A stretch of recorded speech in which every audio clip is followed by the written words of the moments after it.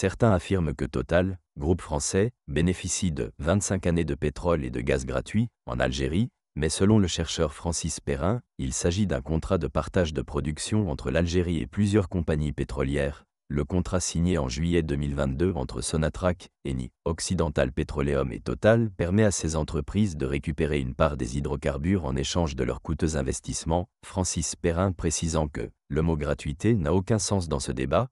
Une loi algérienne de 2019 a en effet assoupli le régime juridique et fiscal pour les investisseurs étrangers dans le secteur de l'énergie, ce qui a suscité des controverses, mais ces avantages sont fréquents dans les pays exportateurs d'hydrocarbures pour attirer les investissements, alors que les relations franco-algériennes retrouvent à peine des couleurs après les derniers échanges entre Emmanuel Macron et Abdelmadjid Tebboune. La question des hydrocarbures reste un sujet épineux dans ce pays du Maghreb. Invité sur Sud Radio, l'homme d'affaires algérien Rachid Nekaz affirme qu'en ayant fait pression sur l'État algérien, Total bénéficierait de 25 années de pétrole et de gaz gratuits, une ristourne de plusieurs dizaines de milliards d'euros qui serait étonnante quand on sait que les exportations d'hydrocarbures représentent près de 20% du PIB algérien. Pour Francis Perrin, directeur de recherche à l'IRIS spécialiste en énergie et chercheur au Policy Center for the New South, parler de gratuité n'a aucun sens. Total ne peut pas faire pression sur un pays. Tout est lié à un contrat de partage de production entre l'Algérie et plusieurs compagnies pétrolières et gazières. Un partage de la production dans son intervention à la radio, Rachid Nekaz semble en effet évoquer un contrat existant entre l'Algérie, via sa compagnie Sonatrach, et l'italien Eni, l'américain Occidental Petroleum et le français Total, signé le 19 juillet 2022, un contrat de partage de la production algérienne, d'une durée de 25 ans, qui permettra selon Sonatrach de récupérer plus d'1 milliard de barils de pétrole et de gaz.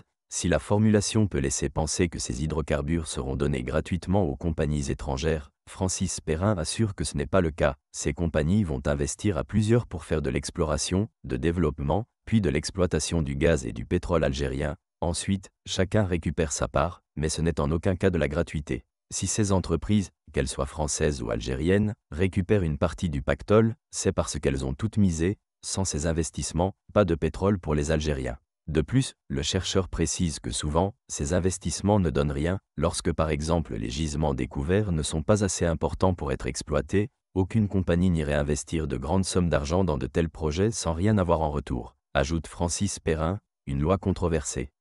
En revanche, il existe bel et bien des avantages octroyés par le gouvernement algérien aux investisseurs étrangers. Il faut pour cela revenir à la loi algérienne de 2019 sur l'exploitation des hydrocarbures, qui permet d'assouplir le régime juridique et fiscal des investisseurs étrangers, spécifiquement dans le secteur de l'énergie. Cette loi a pour objectif d'alléger le géant national des hydrocarbures Sonatrach, détenu à 100% par l'État, du fardeau des lourds investissements et des risques élevés liés à la recherche de nouveaux gisements, comme l'avait expliqué à l'époque le ministre de l'Énergie, Mohamed Arkab. Essentiel quand on sait que les hydrocarbures représentent chaque année près de 50 milliards d'euros de recettes, soit la quasi-totalité des exportations algériennes 90% et lui permettent de garder une balance commerciale positive. Accusé de brader les richesses algériennes, le gouvernement avait dû faire face à une forte opposition dans le pays avec plusieurs grandes manifestations, dans un contexte politique déjà très troublé, des avantages fréquents, selon Francis Perrin, surtout dans des pays où les hydrocarbures représentent une part importante des exportations.